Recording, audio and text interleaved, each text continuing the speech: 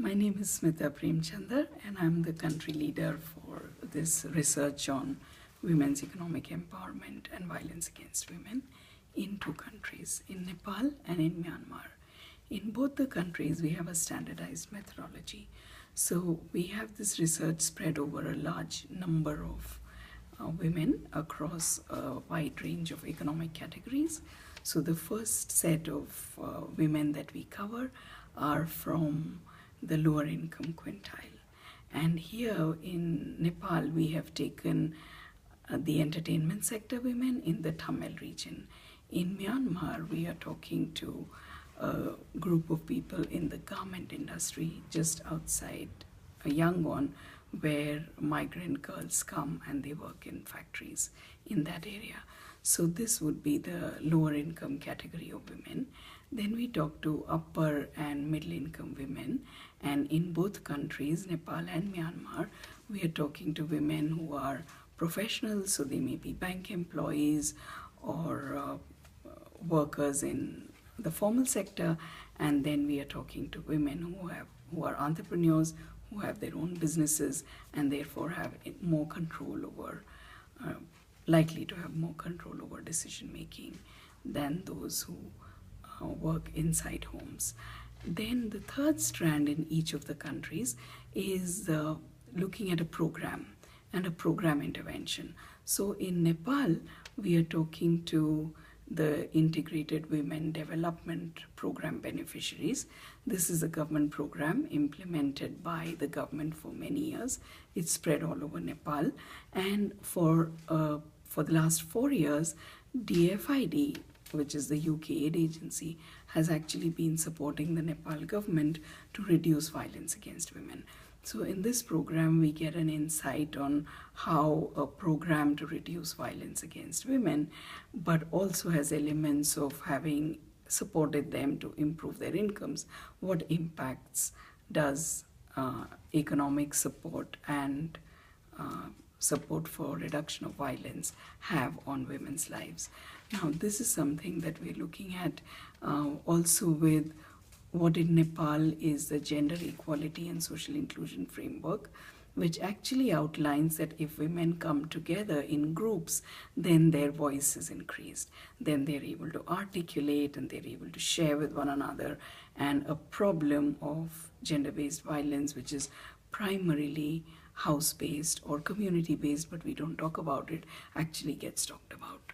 So just by making a problem that nobody speaks about, making people vocal about it, offering forums where you can talk about it, a lot of reduction can happen just right there. So these are some of the links that are likely to come out.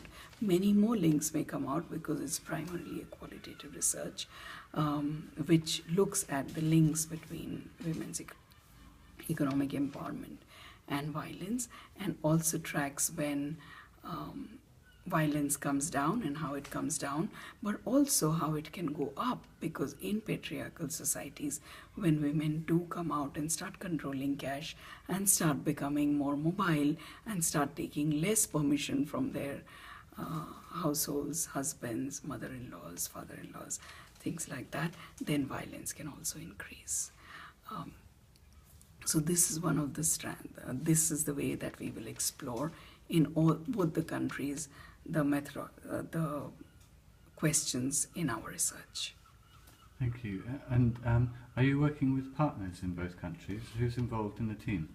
In both countries, we have a very wide range of partners. So in Nepal, we have the government, as I told you, we have DFID taking very close interest in Nepal. They're even going to the field with us, and they're learning as we go along in the research. DFID and the government will themselves learn, and both organizations have told us that whatever they are learning from this research, they will both use in further programming.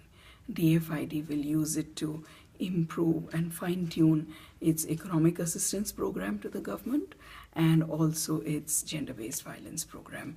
Similarly, the IWDP, the government, is looking to revive its program and to refine it, and they are therefore engaged with us in the research to see how they can improve the violence reduction or the economic empowerment improvement aspects of its program. So those are two very key partners. Then we are partnering with NGOs. So NGOs like Raksha Nepal, who work with entertainment industry people. Raksha Nepal has always been looking at and they work on the ground, but they don't actually track impact systematically.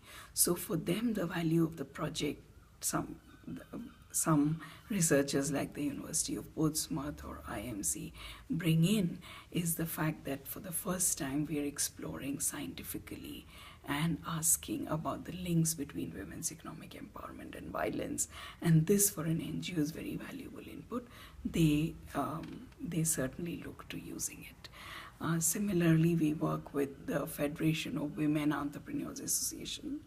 In Nepal, they will connect us to the middle and upper income people, and some industry associations that, let's say, will connect us to professional bankers, or NCEL is a company which we don't know right now whether they will respond or not, but similar companies will connect us to their employees. And all these organizations have come forward because they have a very keen interest in knowing these links. This is an area with very little already existing research. So the partners working with us in Nepal are very interested in finding out the results.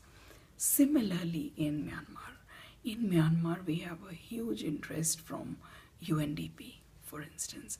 UNDP runs a program where 20,000 women are organized all across Myanmar into self-help groups which do savings and business development.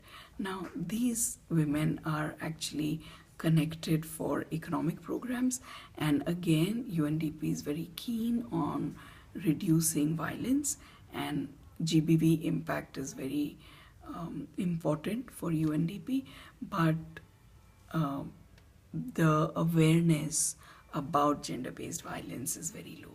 So they will use our program and their collaboration with it to actually find out about different types of violence. It's one of the questions that we are asking in a quantitative survey in Myanmar, and what they are going to do with that is that they will feed back the results to the women themselves.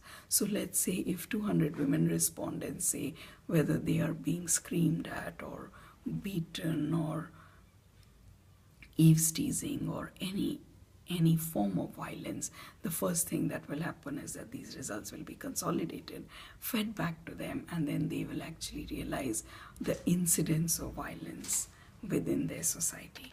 So these are the kind of things that UNDP is very excited about, that our research can immediately help not only to shape UNDP's response to gender-based violence, but also women's own awareness and response to such incidents. And then there is the Gender Equality Network in Myanmar, which has a very wide range of organizations connected with gender equality as an agenda, and the GEN network will also use our findings to create their policy and programs. So in Myanmar also we expect very good results of the program. Also on the NGO side are AKIA, which is an organization that works to reduce violence against women, and the Industry Association of Women Entrepreneurs. Again, both these organizations are very, very interested. In fact, the message from the Industry Association is that middle and upper income class women, they also face a lot of violence, but they don't talk about it because of the stigma attached to talking about it. And our research will actually help to remove that stigma and help them to generate discussions which women are not really talking about earlier. So this they already see as a huge benefit for them, and they're very interested in holding workshops and focus group discussions along with our project to actually enable women to talk about these things and share them. Thank you. And so, what stage have things reached? When can we expect news on some of the findings of the research? So the first strand is already finishing in Nepal, and the first results will start coming in. But I think that July to September will be the phase when we will collect most of our data. And then we need to analyze it and look at it. So I think by November, December will be the time that we can start sharing our preliminary findings with external people. But final results may be after March 2017. Thank you very much. We look forward to hearing more about it as the results come through. Thank you.